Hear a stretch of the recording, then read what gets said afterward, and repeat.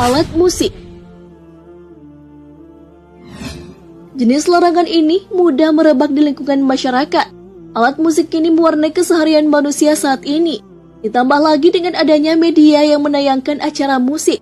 Perihal musik, Nabi Muhammad telah melarang dalam sabdanya, "Aku tidak melarang kalian menangis, namun yang aku larang adalah dua suara yang bodoh dan maksiat. Suara di saat nyanyian hiburan atau kesenangan, permainan dan lagu-lagu setan, serta suara ketika terjadi musibah, menampar wajah, merobek baju, dan jeritan setan." Hadis riwayat Hakim. Hadis tersebut sudah jelas menjadi bukti bahwasanya telah dilarangnya nyanyian dan alat musik. Lalu bagaimana dengan musik Islami? Bukankah nasyid-nasyid Islami mengandung ajakan kepada manusia untuk mengingat Allah Subhanahu wa Ta'ala? Pasti beberapa orang yang ditanya akan mengatakan bahwa hal itu mengandung kebaikan. Namun apakah benar? Jika Allah dan Rasul-Nya menganggap hal itu adalah baik, itu akan menjadi salah satu cara terbaik dalam berdakwah.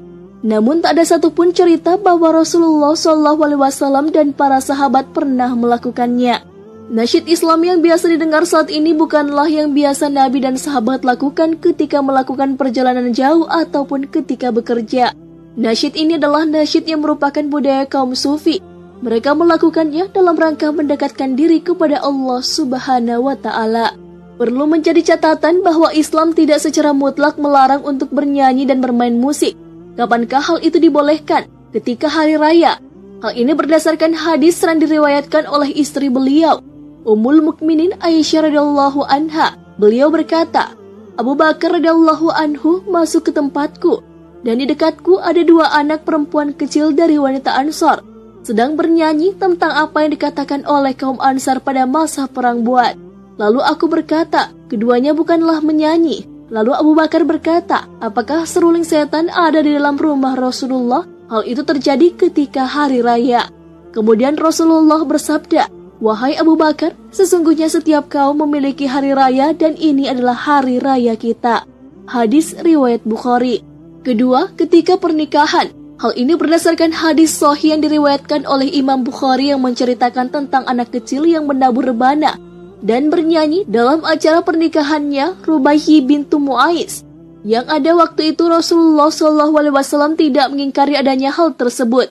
Dan juga berdasarkan dari sebuah hadis bahwasanya beliau pernah bersabda, "Pembeda antara yang halal dan haram adalah menambah rabana dan suara dalam pernikahan." Hadis riwayat At-Tirmizi. Mengenai rebana banyak perbedaan pendapat di kalangan para ulama di dalam mazhab Syafi'i. Sebagian mengharamkan dan sebagian menghukuminya dengan mubah. Ulama yang menghukumi rebana itu haram, yaitu ketika dimainkan rebana tersebut sebagian wanita bergoyang dan berjoget, sehingga menimbulkan syahwat dan fitnah. Alasan ini disetujui oleh Ibnu Umair As-San'anai. Ulama yang menghukumi rebana mubah atau boleh, yaitu ketika rebana dipakai untuk tasyakuran, acara pernikahan atau khitan atau sunatan. Alasan ini disetujui oleh Al-Imam An-Nawawi.